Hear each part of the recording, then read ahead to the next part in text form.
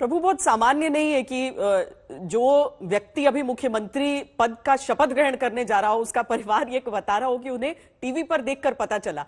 देखिए, राजनीति का विश्लेषण तो बहुत कुछ हो सकता है कि क्या वाकई भूपेंद्र पटेल जी को पता था कि नहीं पता था और परिवार वालों को पता था कि नहीं, लेकिन ये बहुत अजीब सी चीज है। और सचमुच में किसी को तो अंदेशा नहीं था, आहट नहीं था, ऐसी क्या जरूरत पड़ गई?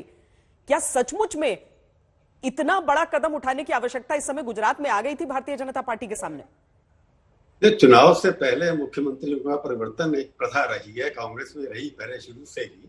क्योंकि मैं 40 साल से पत्रकारिता करता हूँ, तब देखता था कि कांग्रेस के लोग इलेक्शन से 1 साल पहले या 6 महीने पहले चीफ मिनिस्टर का परिवर्तन कर देते थे ताकि एंटी इनकम्बेंसी वहां पर वोट नहीं पड़े। यहाँ पर भी आपने देखा होगा, जब मोदी जी गए थे, उनसे पहले केशुभाई जी की जगह गए थे, तब भी चुनाव से पहले उनको भेजा गया था।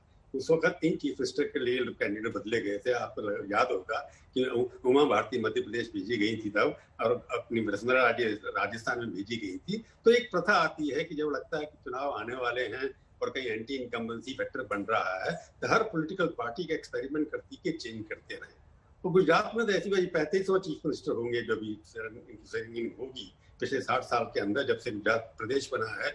35वां व्यक्ति जो है चीफ मिनिस्टर बनेगा। हालांकि 17 व्यक्ति बन चुके हैं, उन 17 में से केवल एक व्यक्ति है जिसने अपनी पूरी टर्म 5 साल की 1 साल में पूरी की होगी, उसका नाम है मिस्टर नरेंद्र मोदी। उससे पहले किसी भी मुख्यमंत्री ने 5 साल की अपनी पूरी टर्म पूरी नहीं की।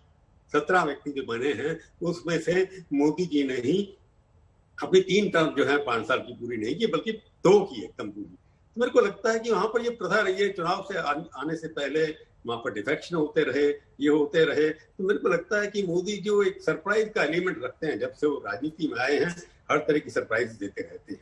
तो जब उनके परिवार के लोग कह रहे थे हमारे को पता नहीं था, जब हम पत्रकार लोगों को नहीं पता था, हम जितने नाम चला रहे थे उसमें एक भी नहीं बना, तो उनके परिवार को तो बाद में बताया ही गया होगा कि मोदी जी सरप्राइज देने में विश्वास रखते हैं कि पटेल आ गया, पटेल की जरूरत है। एक राजनीतिक कंपल्शन हो सकती है, परंतु मेरे को लगता है मोदी जी के लिए ऐसी कोई कंपल्शन नहीं है कि वो किसी कास्ट को लेकर के चलते हैं। उनको लगता है कि नया व्यक्ति होना चाहिए, नया चेहरा होना चाहिए। एक्सीडेंटली वो पटेल है या कलेवा पटेल है या दूसरा पटेल है, राजनीति में उनके सामने बैठते नहीं। उनको लगता है फैक्शन का कोई आदमी होना चाहिए।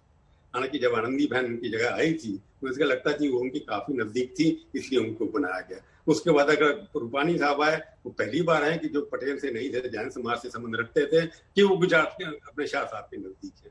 तो इस बार देखिए, डीमोनेटाइजेशन से लेकर के 370 तक जितने भी गवर्नर अपॉइंट किए, जितने मंत्री अपॉइंट किए, IAS IFS, तो मोदी जी की एक तरीका है कि वो सरप्राइज देते हैं और ऐसे व्यक्ति को चुनते हैं जिसके बारे में लोग सोच भी नहीं सकते। उनका यह है कि वर्कर जो है, जिसको अभी तक किसी ने कुछ नहीं दिया, उसको ही ऐसा एक बार देना चाहिए, नई लीडरशिप खड़ी करनी चाहिए। तो जितने भी नए चीफ मिनिस्टर आए, आपने देखा आधा दर्जन से ज्यादा से चीफ मिनिस्टर हैं जो कभी मंत्री भी नहीं रहे उनसे की पहले उससे ना ऑफिस बेयर भी रहे, उनको भी मुख्यमंत्री बना दिया गया है।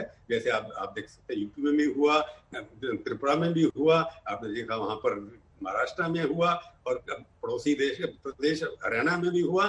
ये सरप्राइज एलिमेंट और नए लोगों को लाना जिनका किसी भी फैक्शन या पुरानी पीढ़ी के साथ संबंध नहीं है, ये मोदी जी की एक राजनीति है।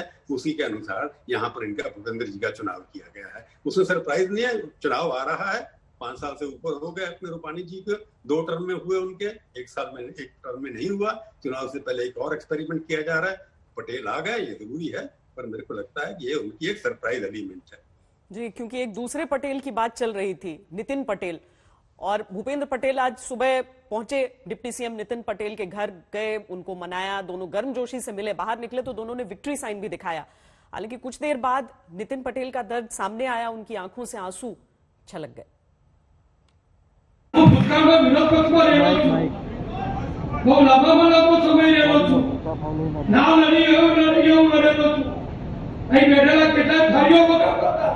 મારી સામે એ મેં જોયેલું છે, અહીં બેઠેલા મને ભણાવતા હતા, મને મોટો તમે બનાવ્યો છે। આજે મારું જે સ્થાન છે એ કડી અને મહેસાણાના આભારી છે, ભારતીય જનતા પક્ષને આભારી છે। એટલે હું કોઈ मुख्यमंत्री नहीं बन पाए। नहीं, कोई दर्द नहीं होता है। हमने भी कई लोगों को MLA की टिकट नहीं दी है, MP की टिकट नहीं दी है, म्युनिसिपल कॉरपोरेशन में कॉरपोरेशन की टिकट नहीं दी है। हमने भी ऐसे निर्णय किए हैं, तो निर्णय तो करना ही पड़ता है। सबको सब दे दो ऐसा तो कोई भी जगह नहीं हो सकता।